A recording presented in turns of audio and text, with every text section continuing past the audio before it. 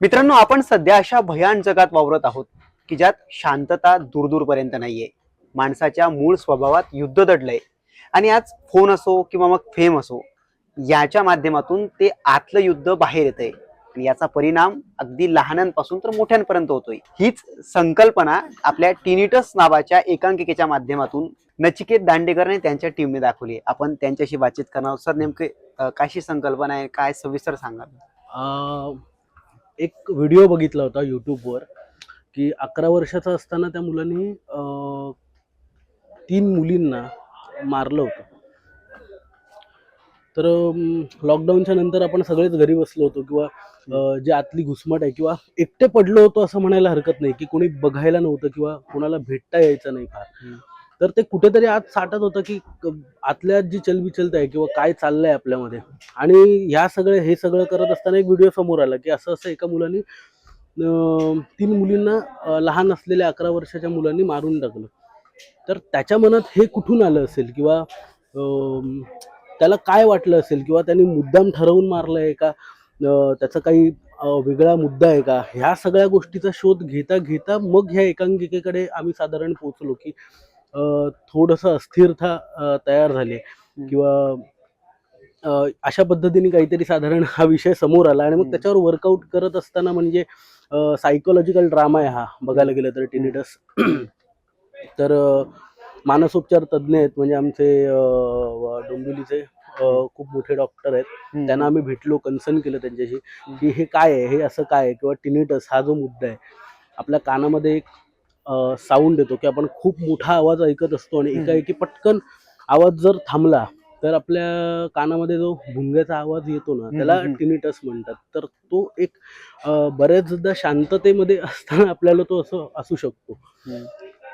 तर असं साधारण ही काहीतरी प्रोसेस होते आणि मग पुढे जाता जाता जाता जाता काही मुद्दे क्लिअर झाले किंवा काही मिळत गेलं अर्थामध्ये. आणि असं काहीतरी त्या एकांकिकेचं मुलांच्या अशा वागण्याला, अशा स्वभावाला किंवा मग अशी कृती करायला त्याच्या पालकांचा पण त्यात हात असतो. ऑफकोर्स की पालकत्व फार महत्वाचं आहे. जेव्हा आता ही गोष्ट आम्ही करत होतो ना, किंवा अगदी लहान मुलं असतात की लहान मुलं सर्वसामान्य, आणि आता आपलं जे मेटाफर लाईफ आपण जगतोय ते फार काही चुकीचं नाहीये किंवा आपल्याला ते जगावंच लागणार आहे. किंवा फोन ही काळाची गरज आहे की बरोबर. पटकन आपण व्हॉट्सअपला मेसेज पाठवतो किंवा पटकन आपण कोणाशी कनेक्ट होऊ शकतो. कनेक्ट होण्याचं माध्यम आहे, फक्त ती गरज आहे, त्याची सवय लागता कामा नये, ह्याचा कुठेतरी आपण विचार केला पाहिजे. किंवा लहान मुलं, आता सगळे पॅरेंट्स असतात किंवा पटकन की त्यांना सुद्धा म्हणजे बाबा काहीतरी ऑफिसला असतात, आई काहीतरी ऑफिसला असते, या सगळ्या धावपळीमध्ये मुलांकडे बघायचं असतं, त्यांना शांत करायचं असतं, तर तेवढा वेळच नसतो. तर काय होतं की पटकन आपण बोलता बोलता किंवा जेवत नसेल, मस्ती करत असेल, तर बाबा त्रास होत असेल, दिवसभर आपण थकून आलो, तर रात्री आपल्याला शांतता हवी असते, एक साधारण रिलॅक्स आपल्याला काहीतरी हवं असतं. आणि त्यात मुलं असं काही करत असेल तर पटकन स्वाभाविकपणे एक फोन आपण त्याला देऊन टाकतो, तो फोन घेतो आणि तो शांत बसतो. पण मग ह्याचा तोडगा काय किंवा हे कशा पद्धतीने, तर पालकत्व हे फार महत्वाचं आहे मुलांच्या बाबतीत. की जसं म्हटलं तसं की त्याची ती सोय आहे आपली, मोबाईल ही सोय आहे किंवा फोन किंवा जी उपकरण आहेत, हे मेटाफर लाईफ हे असलंच पाहिजे किंवा आपल्याला पर्याय नाही आहे या गोष्टीचा. पण त्याची सवय लागू देता कामा नये. एका पॉईंट पर्यंत आपल्याला काहीतरी त्याच्यातून तोडगा काढता आला पाहिजे. साधारण हे असंच काहीतरी आम्ही विचारू की आपण उत्तर मिळवतोय का, तर आपण सगळे उत्तर मिळवूया, पण आम्ही प्रश्न थोडासा विचारू शकतो. तर असंच काहीतरी प्रयत्न केला. आणि ही जी आता तुम्ही कारणं सांगितली की आपण समजा जेवण करत एक लहानपणापासून मुलं जेवत नाही तर आपण सहज त्यांना फोन देऊन देतो. आतापर्यंत आपण सर्वसामान्यपणे ऐकतो की मोबाईलमुळे झोपमोड होते किंवा मग त्यांचं लक्ष विचलित होतं, बऱ्याच गोष्टी ऐकल्यात. पण मग मोबाईलचा सतत वापर करणं आणि गुन्हेगारी प्रवृत्तीचा नेमका संबंध काय आहे नेमका याच्यात? गुन्हेगारी प्रवृत्तीचा त्या गोष्टीशी संबंध नाहीये. माझ्या नाटकाची म्हणजे साधारण आहे ना, ते शांततेशी निगडीत आहे. की बरोबर. मोबाईल आपण अस्थिर असतो म्हणून आपण दंगा घालतो किंवा मुलं साधारण, किंवा आपल्याला स्वस्थ बसवत नाही तर आपण दंगा घालतो किंवा.